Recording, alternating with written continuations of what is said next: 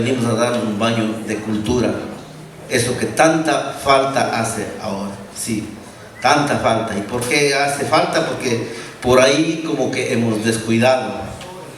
El progreso tiene un buen precio y le pasa factura a la cultura. A veces jóvenes ustedes están metidos, concentrados, que la internet, que juegos y cosas, y hemos dejado, ¿no es cierto?, de lado los libros.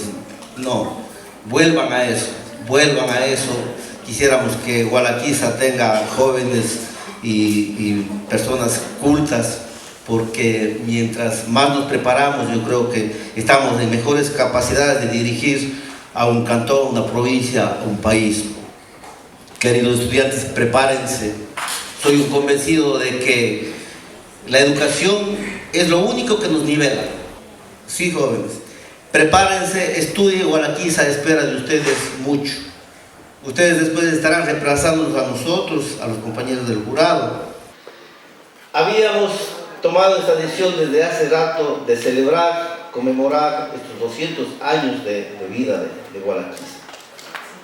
Porque decía algún célebre personaje alemán de que hay que conocer el pasado para entender el presente y también proyectarlo al futuro. Ahora Gualaquiza le vemos lindo, que provoca salir, ¿no es cierto?, al margen de que tengamos ocupaciones en la casa. Pero imagínense, Gualaquiza hace 200 años, selva. Hace 100, selva. Y así vivieron nuestros abuelitos, venciendo esa selva, venciendo ese frío que mataba gente por Matanga, por el Moriré. Denle valor a ese esfuerzo que hicieron los abuelitos. Denle valor a la historia. Reconozcan el esfuerzo que hicieron nuestros papás para tenernos aquí, preparándonos. Sí, a veces no le damos valor a eso. Nuestros padres para prepararse como ustedes salieron a Cuenca, caminando 3 días. Nuestra época, tengo 56 años, para ir a estudiar en Cuenca, hacíamos 18, 20 horas cuando no había de luz, yendo por Loja, a Cuenca. Así yo salí en el 74 a estudiar el colegio. Ahora, ¿cuánto tiempo les lleva ir a Cuenca, por ejemplo? 3 horas. Casi nada de dificultad, ¿no es cierto? Tenemos la internet para comunicarnos, el teléfono para hablarnos todos los ratos, y donde estemos, porque estoy en el parque, en la casa, igual puedo llamar, ¿no es cierto?, por teléfono móvil. Antes era la carta, y esa carta también nos enseñaba a redactar. ¿No? El progreso es bueno, por un lado nos da facilidades, pero por otro lado, como que ese progreso, como dije, pasó factura a la poca gana de estudiar, sí, de prepararnos. Claro, hablamos, se masifica el estudio, ¿no? Pero un estudio no a nivel que era antes, no. Voy a investigar, quiero saber, quiero descubrir. A eso convoca todo esto, queridos estudiantes. Reiterando, y un agradecimiento parece que no hice a los profesores que seguramente se esforzaron bastante en preparar a sus chicos, reconocemos.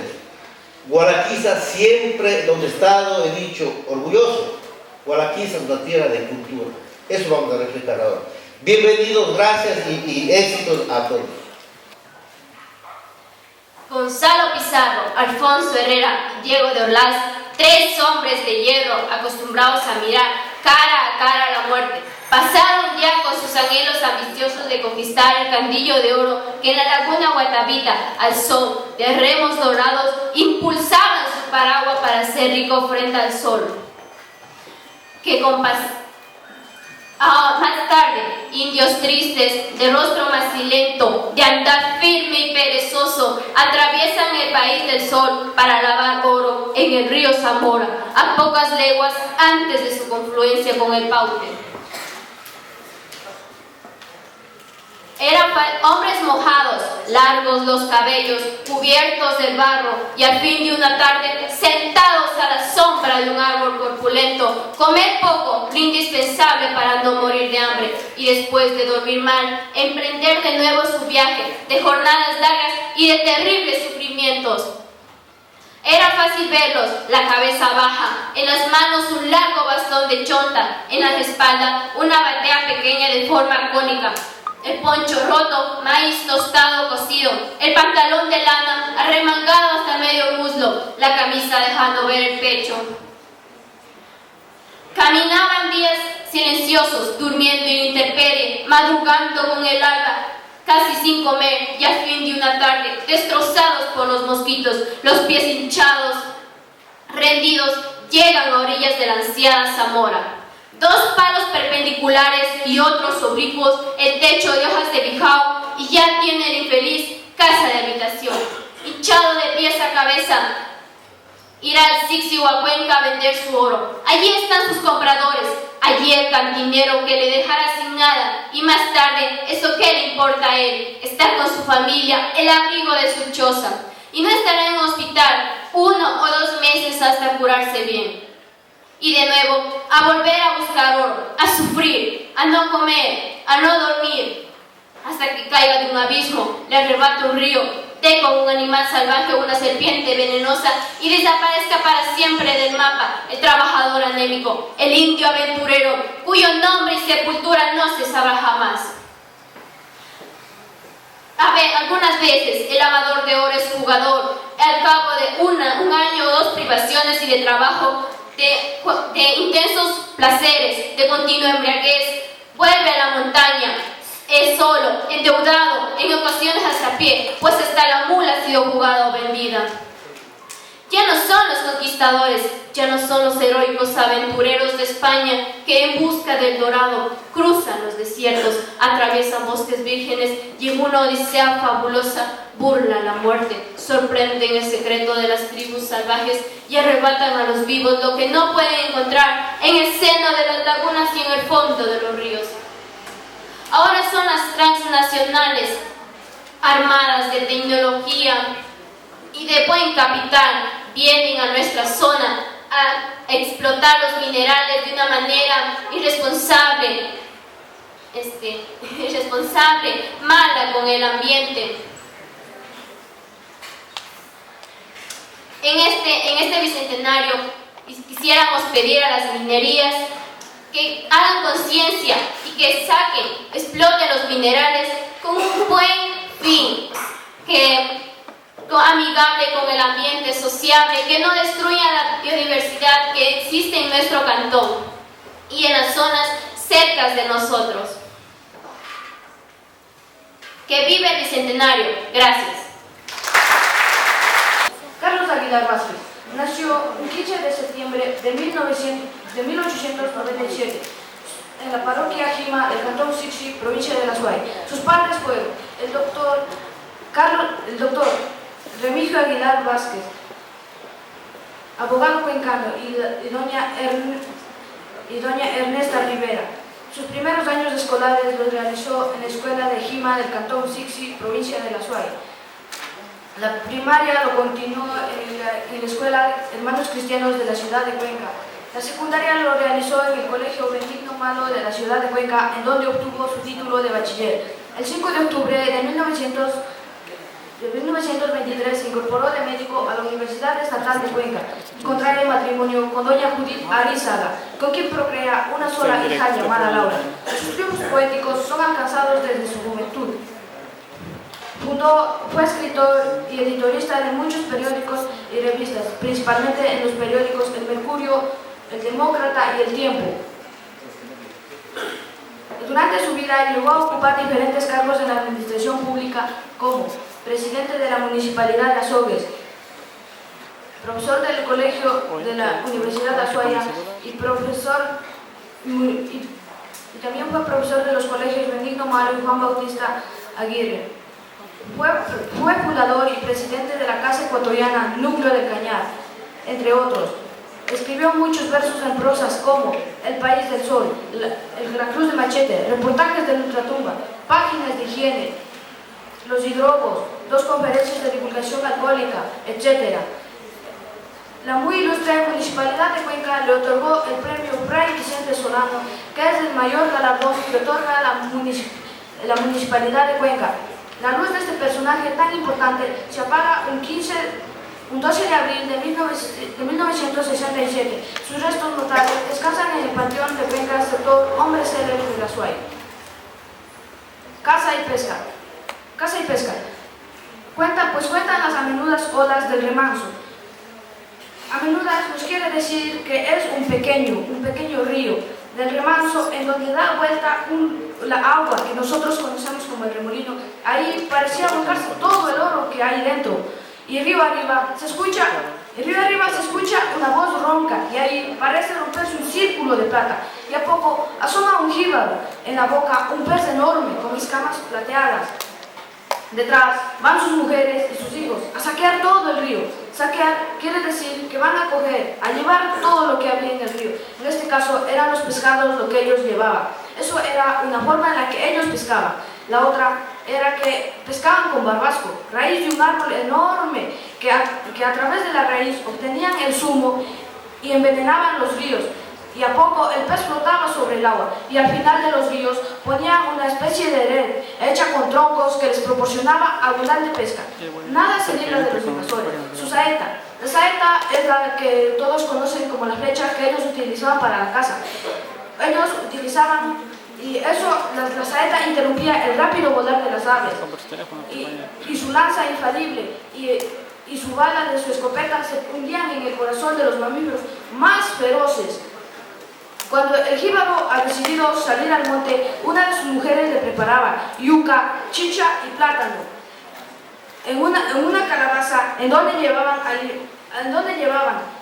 armamento necesario para una larga cacería, como una pólvora negruzca que servía para envenenar sus saetas y así podían cazar a los animales. Y una de sus mujeres sostenía la pesada changuina. Changuina, lo que se ponían en la frente y cargaban hacia atrás, en donde llevaban alimentos y víveres necesarios para una larga cacería. El jíbaro, con sus perros, se internaba en medio de la selva.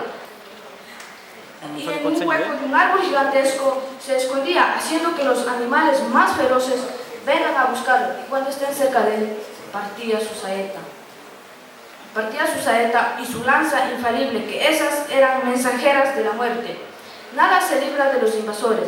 El jíbaro es tan astuto que inventa un trinido nuevo, como si que le estuviera enseñando a los pájaros un trinido nuevo y como un truco de magia hace que vengan hacia él y cuando están cerca parte la bala de su escopeta.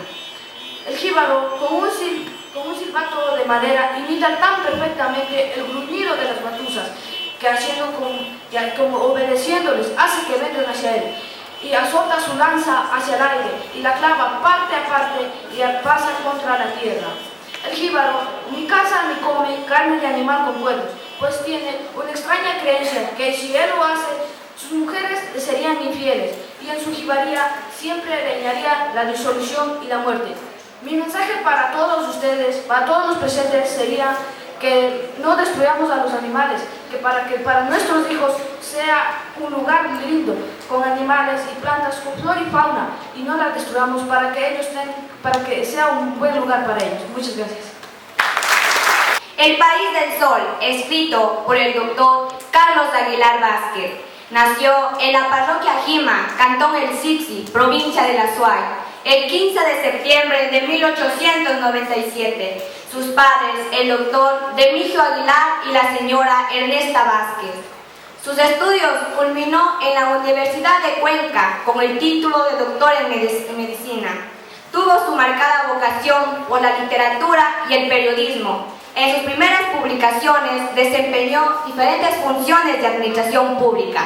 Ocupó cargos como presidente del Ilustre Consejo de Cuenca y presidente de la Casa de la Cultura Núcleo del Cañar, entre otros. Poeta sensible, profundo y escritor de estilo diáfano y castizo. Publicó importantes obras literarias: El País del Sol, la novela Cruz de Machete y la prosa Reportajes de Ultratumba, etc. Por su labor intelectual, el Cabildo Cuencano le otorgó el premio a Fray Vicente Solano. Falleció en Azogues el 12 de abril de 1967, publicándose las obras completas en 7 tomos, editados en Quito entre 1970 y 1978. Cualquiera puede hacer historia, pero solo un gran hombre puede escribirla. El País del Sol. Solo queda el esfuerzo de sus antepasados. Solo puedo ver y sentir mi niñez y adolescencia. decía Carlos. Van quedando los cerros, la cabaña de los indios, la región de los cereales. Quisiera seguir encima, pero la sequía, el abandono, la inmigración y la esclavitud hacen tener sueños que producen espíritus aventureros. Un 25 de febrero de 1824, rumbo a Gualaquiza, poco a poco se va sintiendo a la reina de los fríos el pajonal, que solo un flambido viento avisa que el camino a seguir para llegar al país del sol es un paseo por las cumbres. Horas más tarde, el gran páramo, el Matanga, de 3.160 metros sobre el nivel del mar, todo es más vistoso que un sol. Pero de repente, su cambio atmosférico convierte la lluvia tensa con su lujuriante vegetación, que deja atónito, sin palabras, la belleza y flora de 1000 colores. Esta contemplación ahuyenta el cansancio que desde lejos se puede divisar la cordillera oriental. No es más que el inicio de El Churuco, donde se aplica la orientación del sol. Al norte río Sangurima, al sur la estupenda vegetación, sureste intercepta dos ramificaciones paralelas. En la una, el asco sal del paisaje verdoso, y el otro se precipita el flambido del río Blanco. La mirada era llegar a Gualaquiza, la rica selva virgen, de montones de neblina que cubren los ángulos agudos y descensos perpendiculares que representan al viajero un peligro, pero los ánimos de grito, el sonar de los cascos y el anhelante respiración de los animales hacen perder el terror del peligroso camino El Churuco. Poco a poco el corazón se ablanda y el cuerpo se refuerza para llegar a la fecunda madre tierra. Conscientes estaban que al pasar por ese camino representa la tumba de la muerte. Pasado este sufrimiento hacía que ni las lluvias torrenciales detengan su meta, llegando a su primer tambo, Granadillas, donde el rendido viajero halla un techo hospitalario y un húmedo suelo para reposar.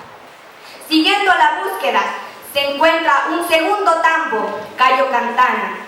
Desde ahí se puede divisar el comienzo de una vegetación tropical, mariposas de brillantes colores, el trabajo del hombre que ha hecho surgir la caña de azúcar, la pelma, el maíz y el plátano.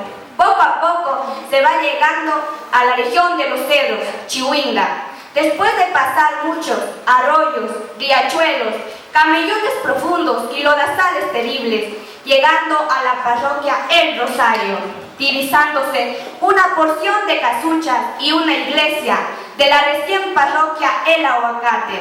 Será su posición geográfica, se transite y se sigue a Cuchipamba. Pero desde ahí todavía el camino está lleno de derrumbes, malezas, troncos de árboles caídos, arroyos de agua, bramido de los ríos que solo se les puede escuchar desde la cumbre, seguida por El Portón. Después de dar una vuelta larga, se puede divisar las fecundas playas orientales. El país del sol, tierra fecunda de flora y fauna, pequeño triángulo risueño con el gigantesco esfuerzo de Luis Cordero, Pablo Ortiz, Benigno Malo, Miguel Heredia, Jerónimo Carrió, Miguel y Antonio Vega hacen cimentar lo que hoy es Gualaquiza, señoras y señores. El país del sol. Autor Carlos Aguilar Vázquez, poeta y escritor. Recibió el premio Fray Vicente Solano. Escribió muchas obras, entre ellas El País del Sol, obra editada en el Colegio Nacional Benigno Malo de la ciudad de Cuenca. En esta intervención quiero hacer remembranza a un joven viajero que, enamorado por la curiosidad de conocer la encantada ciudad del sol, emprendió un viaje desde Jima camino a Gualaquiza. Durante su viaje se encuentra con grandes obstáculos, derrumbes, grandes lodazales que no le permiten avanzar.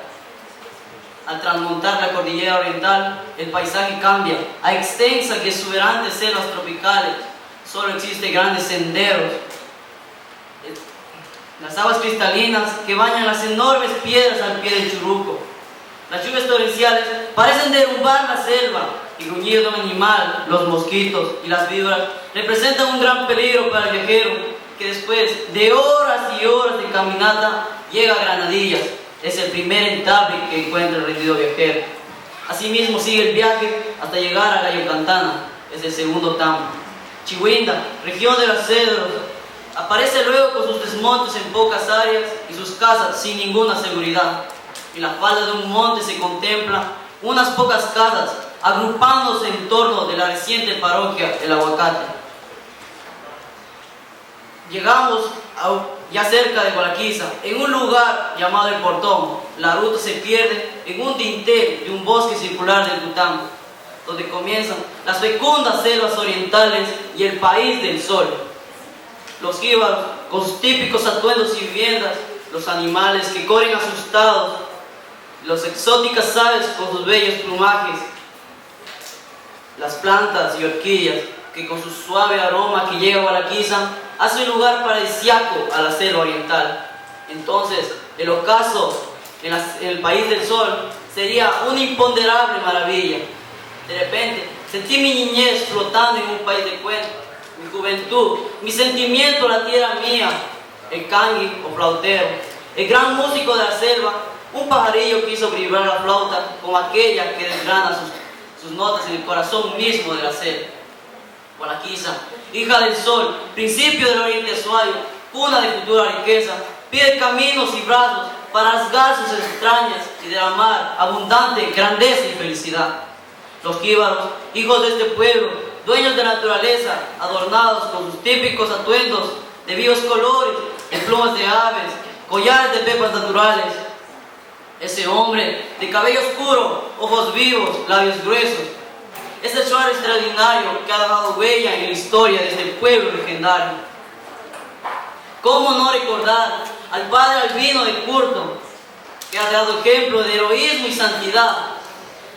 Con el sudor de su frente abrió caminos para el oriente desde la Azuay. La última noche en el país del sol, mi corazón latía a impulso de regresar, pero a la vez me impartía el enigma del selva virgen, la selva madre, y momentos que hubo cara al cielo, dicho que la amorosa tristeza de la noche. Mis pies, unidos a la tierra y transformados en raíces, rasgaban sus entrañas, y dulcemente sintiendo el crecimiento de las ramas, la dulce paternidad de dar flores al sol, los vientos, las plantas, y encariñarme con esa cultura central de los jíbaros. En este día especial que celebramos el bicentenario de Gualaquiza, quiero rendir homenaje a todos los actores que a partir del 2 de octubre de 1816, comenzando con Fray Prieto e Hilario Chica, colonizadores, misioneros, jíbaros, autoridades de turno, que con esfuerzo y trabajo iniciaron un camino y sembraron con sus vidas un legado de virtudes que con el pasar del tiempo contamos con una hermosa y moderna ciudad que encanta a propios y extraños. Logra Gualaquiza en sus 200 años de fundación. Señoras y señores. Para iniciar, haré un breve repaso, tratando la vida de uno de los escritores más representativos de la cultura ecuatoriana, Carlos Aguilar Vázquez. Carlos Aguilar Vázquez nació en la provincia de La Azuay, en el cantón Sixi, el 15 de septiembre de 1897. Desde muy temprana edad se manifestó en él su marcada vocación por la literatura y el periodismo. Y desde su época de estudiante, él ya dirigía sus primeras publicaciones. Durante varios años trabajó como editorialista y jefe de redacción del diario El Mercurio de Cuenca, en donde popularizó sus escritos bajo el seudónimo de Jorge Lara, que eran esperados con ansiedad por sus lectores. Carlos Aguilar Vázquez también se dedicó a la escritura de relatos largos, en donde relata varias de sus experiencias y anécdotas. Entre sus obras más reconocidas se encuentra El País del Sol, en donde narra varias de las memorias de sus viajes realizados por la región centro-sur del oriente ecuatoriano, la que hoy yo compartiré con ustedes. En esta fantástica obra, el autor nos introduce a un camino, un paisaje, un camino en donde él y sus acompañantes se encontraban en una situación difícil. Claro, porque atravesar un camino cubierto de barro, rodeado de abismos de fango, bajo una lluvia torrencial y los helados vientos del Matanga, no era cosa sencilla. El único consuelo a su fatiga era la apreciación de los asentamientos y paisajes que le ofrecían los poblados cercanos, tales como Chihuinda y El Rosario, que le ofrecieron descanso a estos viajeros para así poder proseguir con su larga travesía. El autor dedica un capítulo entero de su obra para definir la belleza de toda la región circundante. Ellos quedaron profundamente enamorados de la naturaleza nativa. Los trópicos con sus palmeras, con sus playas cubiertas de huertos o de caña de azúcar, con un sol espléndido y una innumerable variedad de aves y mariposas.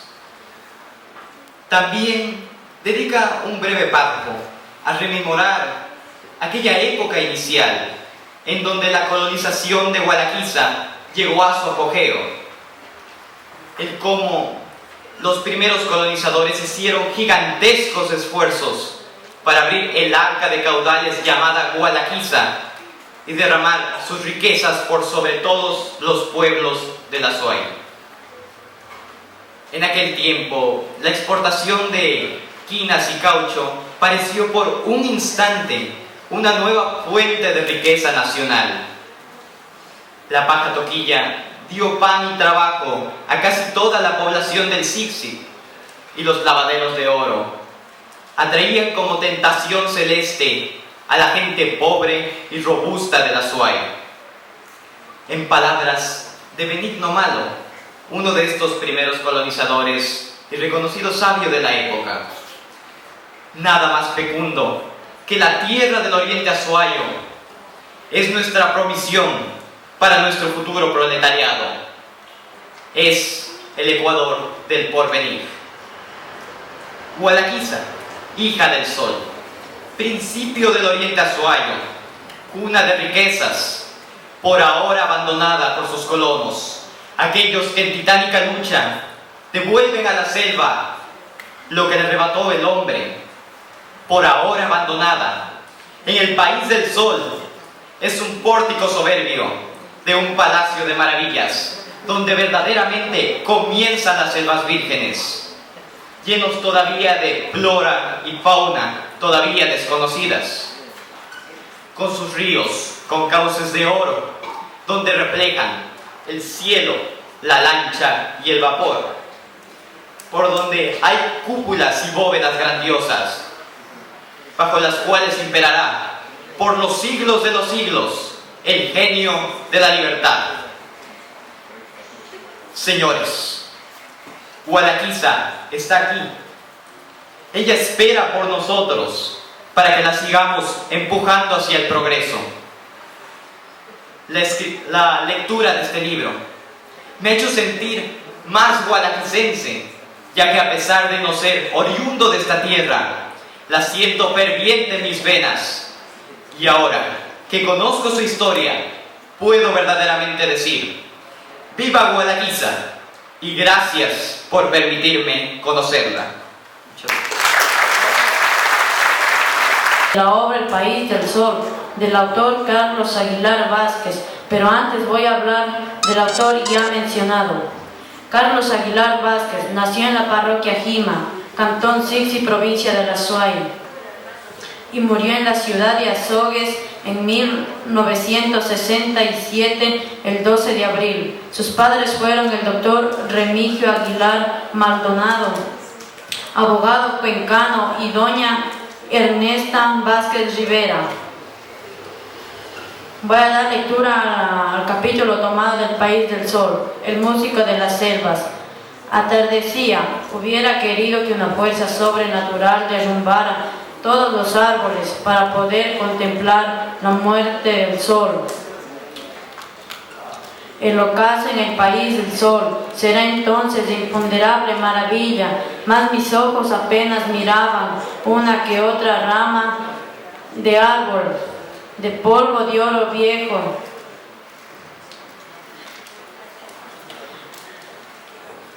El miedo era profundo, el color vivificante, el olor de selva virgen, las innumerables hojas inquietantes con secretos de las brisas.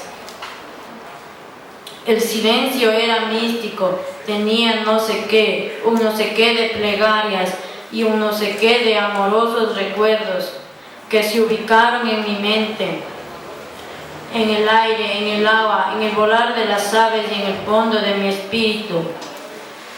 Además, aquella tierra que pisaba era mía, y el sentimiento de aquella propiedad que prolonga la patria me ha sido querida, mas mis ojos apenas miraban las mismas ramas hundidas en la atmósfera. Gracias. Para que en poco tiempo acabar con este metal precioso, unas veces en sus apuestas, en sus juegos de azar, otras a conseguir alimento para sus seres queridos, recurso obtenido con sacrificio y dolor, y quienes habían sido abatidos por las enfermedades dejaban sus vidas junto a quienes eran la razón de su existencia. El país del sol es la obra para recrear nuestra historia, rescatar el esfuerzo y heroísmo de nuestros mayores para romper el frío de la serranía y aterrizar en el cálido oriente. Esta visión literaria ideal es también la invitación a que la mejor ruta que tenemos que recorrer no es un jardín florido, está lleno de dificultades y desafíos, y que cada oportunidad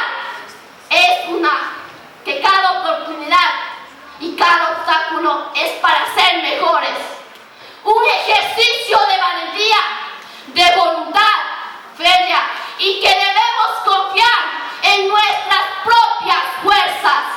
Digamos que cada etapa de nuestra vida es un tango para recobrar energías, beber en vaso del agua de la vida para llegar al país del sol, al país de desarrollo, al país de las oportunidades, al país de los buenos ciudadanos.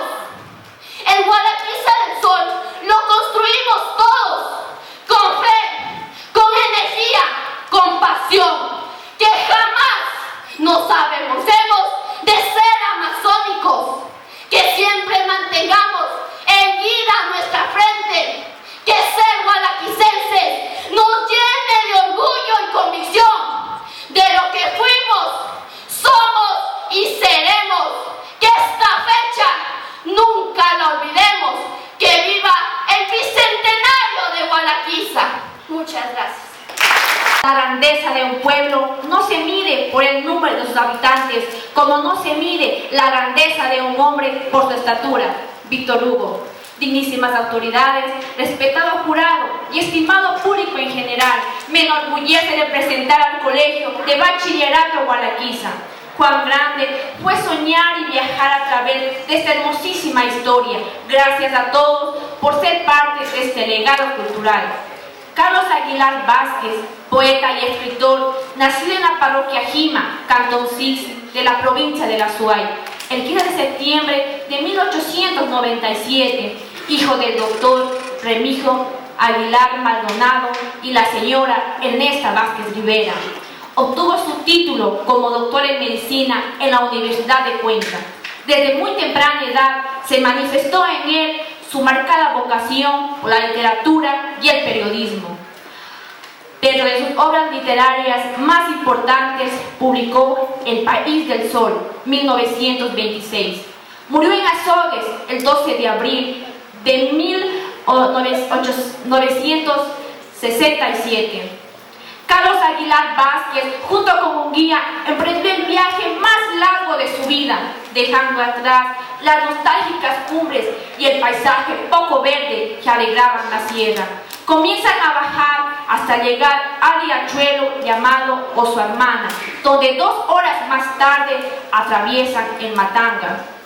Se presenta de repente el cambio climático y un escalofriante frío rebasa el rostro al ver en el suelo cadáveres congelados por las bruscas lluvias. Es entonces cuando nuestro escritor comienza a pensar lo peor del viaje. Tras pasar la cordillera oriental, el paisaje cambia bruscamente. Se detiene por un instante para contemplar el zigzag del Churuco, pues no se disipa ver todavía la ciudad encantada. Solos y con el miedo en la boca, avanzan por aquellos caminos donde se presume ser la industria de la muerte. Pues llegan a su primer tambo, un sitio conocido como Granadillas, donde solo haya un techo poco familiar y un suelo húmedo para descansar. El Gallo Cantana sería su segunda parada. Ven allí la vegetación adquirir brillantes colores debido a su variedad. El puente tendido sobre el río Blanco es de lo más primitivo y peligroso que uno se puede imaginar. Y agotados por el catrín del viaje, ven a lo lejos Chihuinga, la región de los cedros. Al fin llegan a la parroquia El Rosario, recién renombrada El Aguacate. Deciden ir cuesta abajo, donde pasarían por el puente San Isidro sobre el río Cuchipamba. Solo piensan en llegar para dejar que sus cuerpos caigan como bultos yertos. Antes del amanecer, emprenden nuevamente el viaje, cerca ya de Gualaquiza, al fin en un punto llamado El Portón.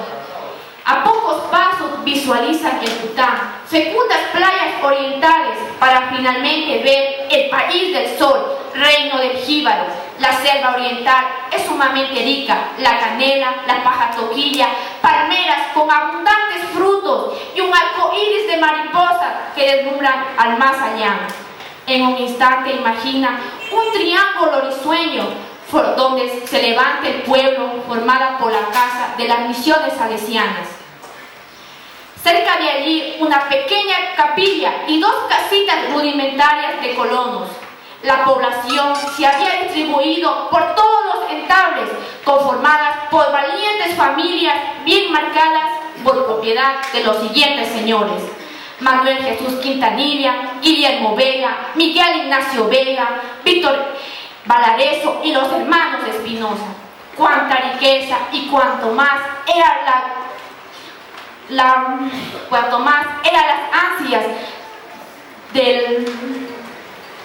las ansias del poder, deciden cruzar por el país del sol para lavar el oro en el río Zamora a costa de todo. Tantas y muchas son las anécdotas de recordar y de lamentar, cuenta el escritor, pero el más esencial es describir la flora y fauna del lugar, sin menospreciar al indomable jíbaro, audaz pescador, cuya vida pasa en dominar a las olas y las fieras. No necesita de mucho para ser feliz. El shuar no conoce de leyes ni normas. Con respeto a la educación, el padre enseña labores arduas a su hijo varón, como cazar, trepar árboles, pescar y reírse de sus enemigos, mientras que la madre enseña a su hija a preparar el nijamanchi, cultivar la tierra y cocer los alimentos. No cabe duda que el jíbaro es dueño de sus actos. No hay Dios ni religión sin conveniencia. Después de varios días de aventura, el autor solo piensa en el retorno. Es la última noche en el país del sol. El fuego se consume con lágrimas silenciosas por el inesperado retorno. Gualaquiza, con sus porotillos florecidos, quedará en la memoria no solo de nuestro escritor, sino de miles que habitamos esta hermosa tierra. Hermanos gualaquicenses, que esta historia nos llena de valentía para seguir luchando arduamente por el Gualaquiza que queremos. Seamos entes activas de nuestro cantón, sumemos, no restemos. La esperanza es desear que algo suceda. La fe es creer suceder y la valentía es hacer que suceda. ¡Que viva Gualaquiza y su centenario! Muchas gracias. Poeta y escritor ecuatoriano, profundo escritor de estilo diáfano y castizo. Nacido en la parroquia Jima, Cantón Sixi, provincia de La Suay. Hijo del señor Remigio Aguilar Maldonado y de la señora Ernesta Vázquez Rivera. El 15 de septiembre de 1887.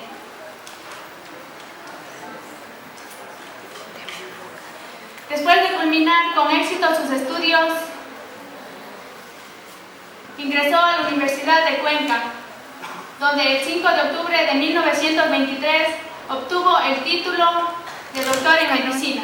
Ni los temibles hormigueros, ni los peces grandes que cortan la superficie del agua, larvas, hormigas, peces, alacranes e caracoles son deliciosa comida para el salvaje. Ya un entretejido de tallos delgados se coloca al final de la corriente donde el pez fugitivo se detiene, entre las mallas.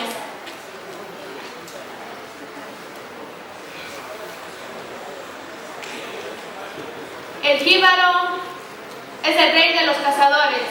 Con su saeta envenenada detiene el rápido volar de las aves y con su lanza y balas de la escopeta hunden en el corazón de los mamíferos más feroces.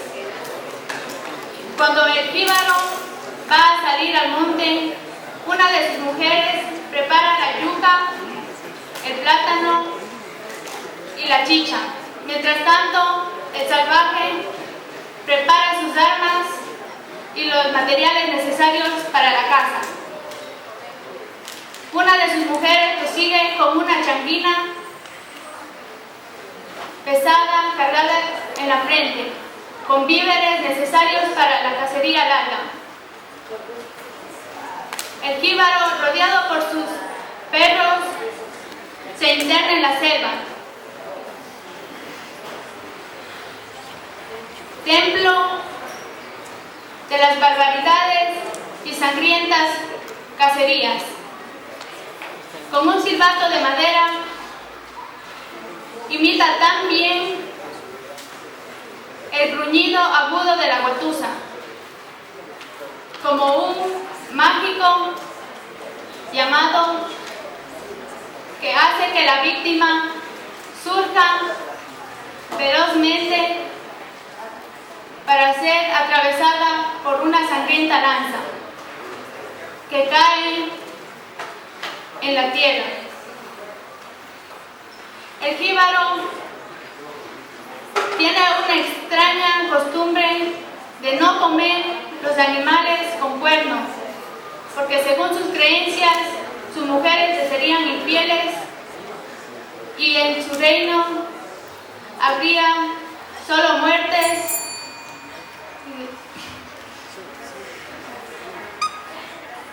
Mi mensaje es que nunca olvidemos la interculturalidad de nuestro pueblo y nuestras historias. Gracias.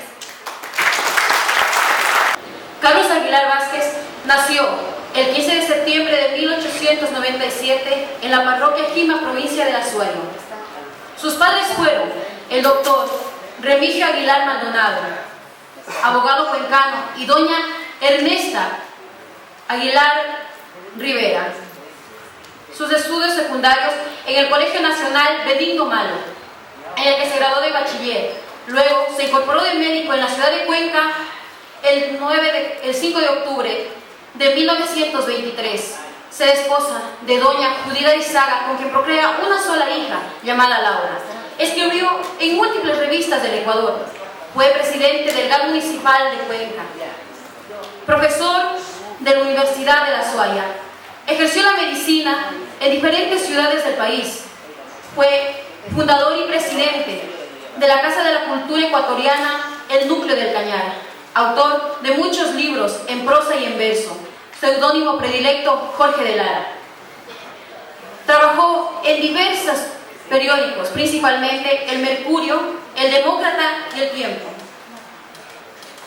Murió el 12 de abril en la capital, provincia del Cañar, en 1967.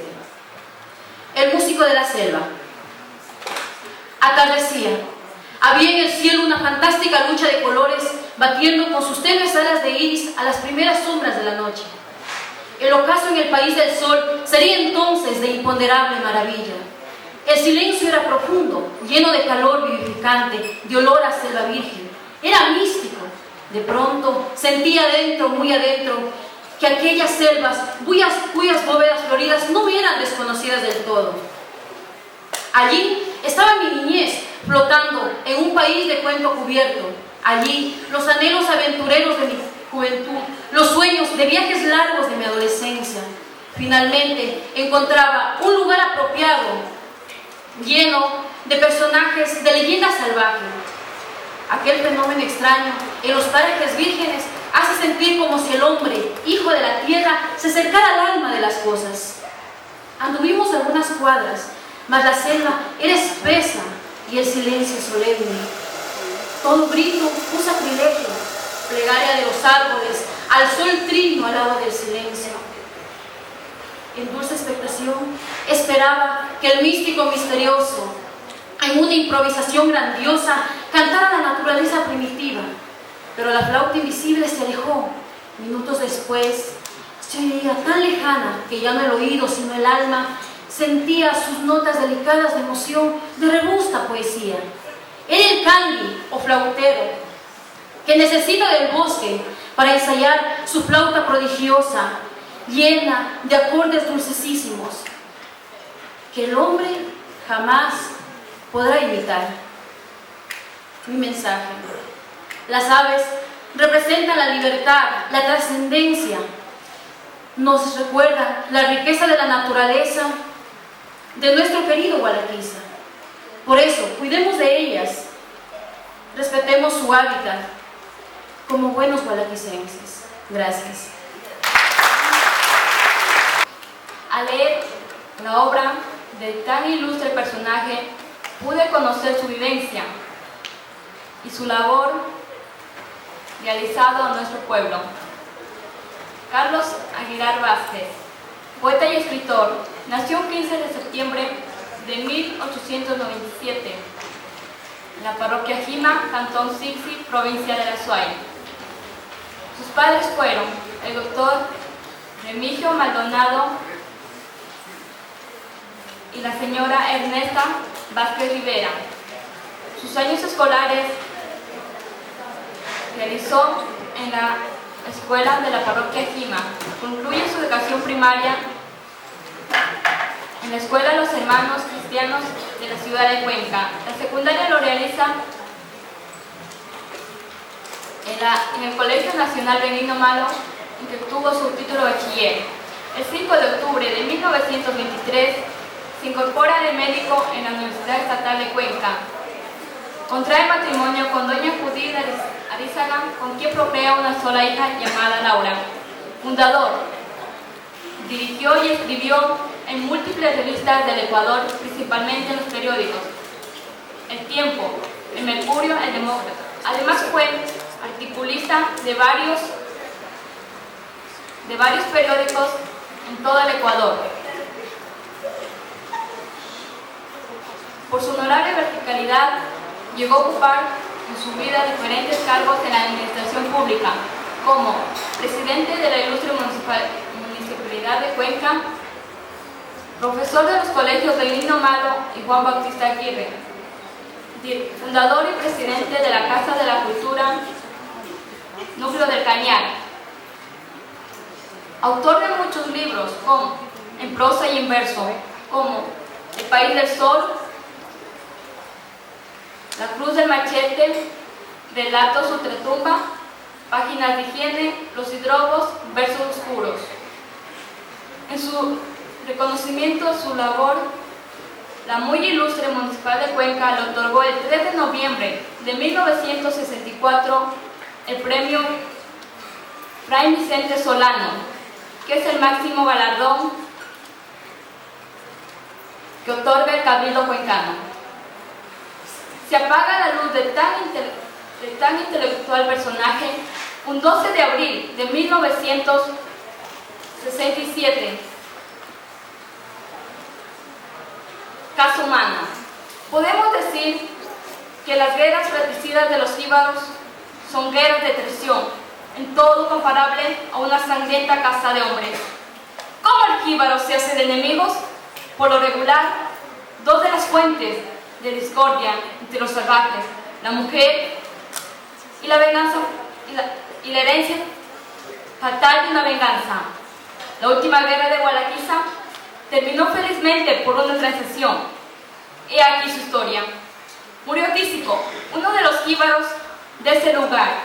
Un hermano suyo reclamó a poco su herencia, es decir, todos los perros y armas.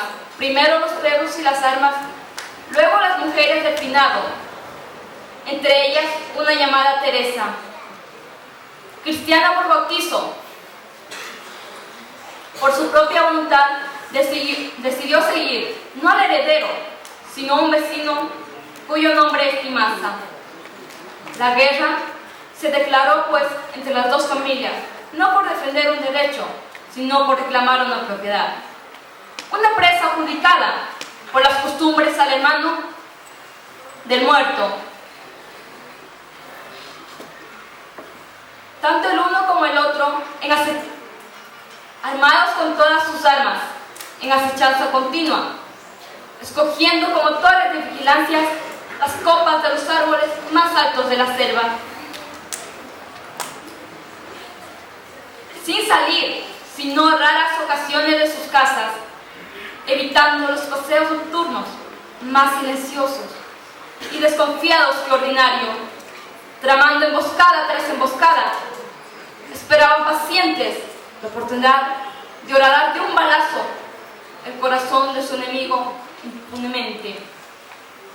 Pasaron los días, Timasa propuso la compra de la mujer disputada y el implacable enemigo aceptó. Estipuláronse las cláusulas de la cesión. Por un tarachi, una escopeta española y un perro se firmó la paz entre las enemigas jibarías. No siempre pasan así las cosas, y una vigilancia de años al fin terminó con un asesinato cruel, perpetrado a la sombra de un laberinto vegetal, o en las horas de suma embriaguez de las fiestas. La guerra del jíbaro es la casa del enemigo, paciente, laborioso y dechado perfecto de traición.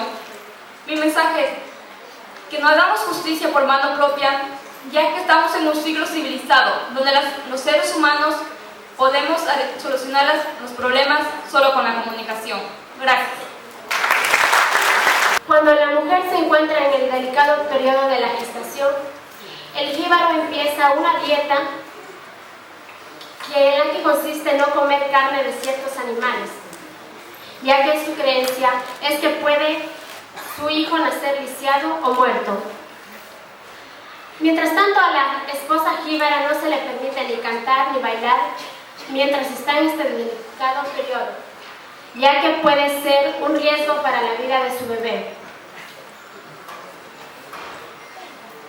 Cuando la madre da a luz, tiene que estar 15 días en reposo y las únicas que pueden ayudarlas son sus compañeras de confianza. El único que tiene poder para poner el nombre a sus hijos es el padre jíbaro. Este escoge el nombre de una planta, de un río o de 2 o 3 palabras que signifiquen su presente o su futuro. Si es niña, el padre se alegra, puesto que tiene segura una sierva para la venta y así aumentar su hacienda. Mientras tanto, si es un niño jíbaro, También se alegra, puesto que tiene un auxilio para la pesca y para continuar con su venganza. La niña jíbara vive con su madre, es sumisa a su madre, aprende cosas, ella le enseña lo que es el cultivo del plátano, de la yuca, y le enseña a preparar la chicha de yuca. Esta consiste en masticarla y luego arrojarla en un cántaro, y luego para servirles a sus padres y hermanos. El niño jíbaro anda completamente desnudo hasta la edad de 12 años. Cuando éste viste de algodón, empieza a salir con su padre. Este le enseña primeramente le enseña lo que es la utilización de las armas para que pueda continuar con su venganza. La niña cuando crece con una mentalidad humilde, piensa que tiene que ser sumisa a su marido. Mientras tanto, el niño jíbaro, cuando es adulto, no permite que nadie le dé consejos. Él es el único que puede dar orden a todos los demás. Mi mensaje para sería que la obediencia, mientras haya la obediencia, la cadena puede seguir, la cadena de las costumbres. Mientras esta se rompa, esta cadena se diluye, ¿ya? También que nuestros padres siempre nos enseñan algo, siempre tienen algo para enseñar. Nosotros, sean buenas o malas, siempre nos dan algo de qué aprender. Gracias. Un silencio fecundo en la madre tierra. Árboles inmensos levantan sus troncos pelados hasta rasgar las nubes.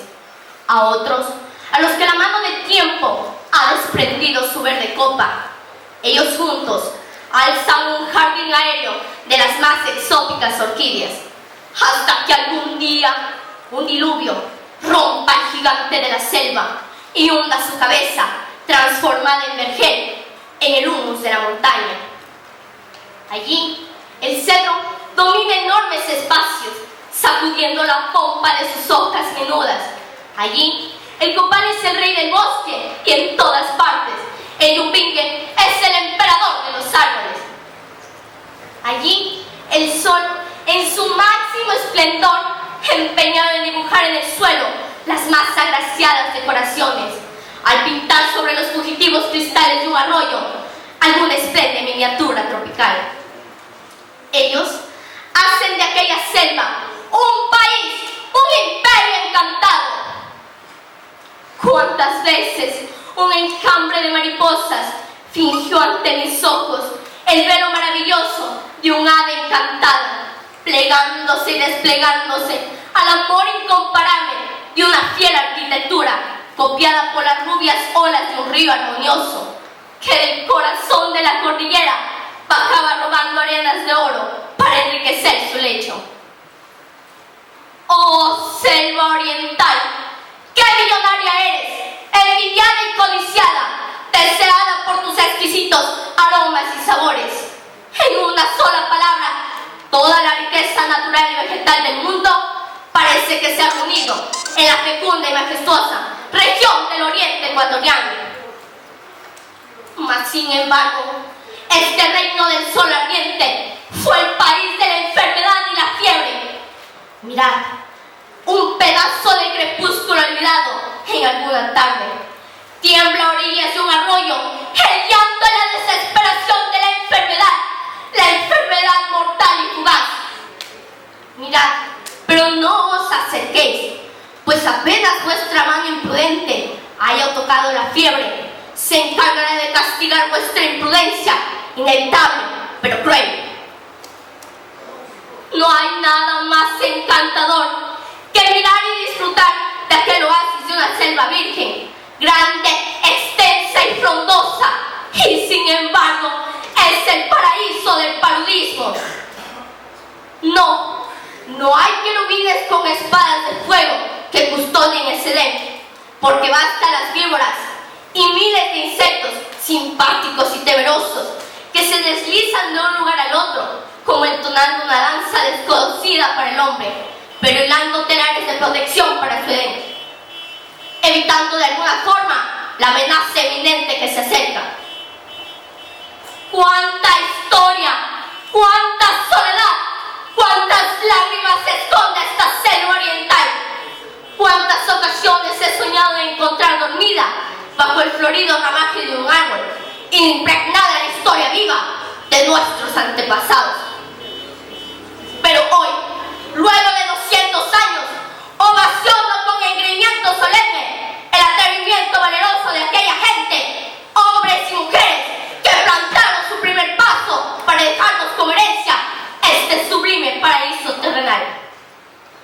Lora la audacia, lora el heroísmo de antaño, que renazca en nuestros corazones la bravura de aquellos años y tacemos con el corazón el atrevimiento valeroso de esa gente y que nazca en nuestro corazón la riqueza infinita de nuestra majestuosa selva oriental.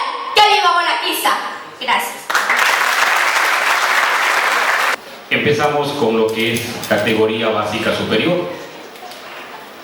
El segundo lugar, con un puntaje de 95, con un promedio de 95 puntos, para el Colegio Fiscomisional Río Cenepa, en el estudiante Granda Revelo Yeshua Sebastián.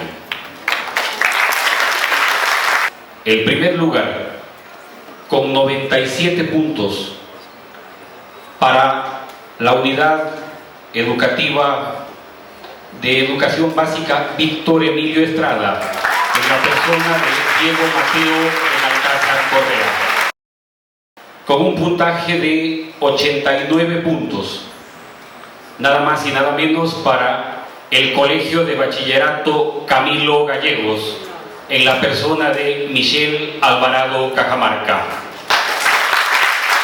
El primer lugar, con un puntaje de 93 puntos, para el Colegio Fiscomisional Río Cenepa, en la persona de Fernanda Dayira Ruiz Álvarez.